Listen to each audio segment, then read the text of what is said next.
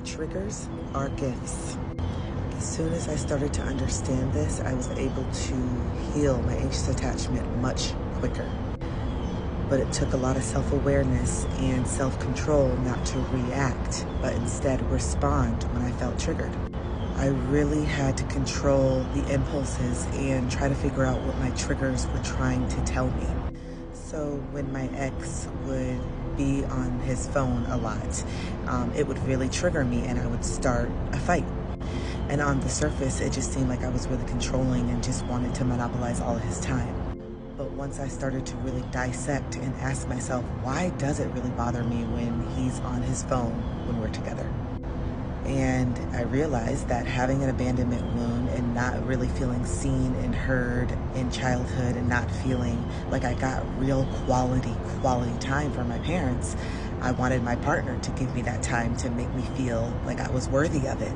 So then I started to realize that the majority of the triggers are just us trying to get our needs met, trying to feel seen, understood, and heard. But instead of being able to articulate it like this, we go into our inner child mode and start throwing temper tantrums, or we shut down and don't talk, or we stomp through the house, or we scream and we cry and we get super dysregulated. But it's honestly not our fault because we were never taught the tools on how to regulate our emotions and how to effectively communicate. So you're literally just acting out the patterns from childhood that you were taught by your caregivers. And when you can really understand it in that way, you have no choice but to give yourself more compassion because you're still that little child that didn't get their needs met. And this is why going and making peace with your past and really going through your trauma and sitting with it and feeling it and releasing it is crucial to healing this attachment style. You have to know yourself and why you're operating the way that you're operating, and you also have to have compassion and love and grace, the same that you would give your best friend who was suffering with this. You wouldn't shame them and make them feel guilty and make them feel bad for having these emotions. So stop doing it to yourself. You're only throwing salt in your own wounds. So in order to heal, you have to feel.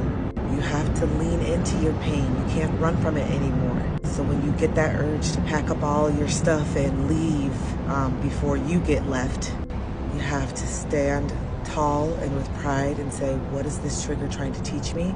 I'm not a bad person for feeling this way. I have feelings, I am emotional, and that is what makes me so beautiful. Start embracing the fact that you feel so deeply. It really is your superpower.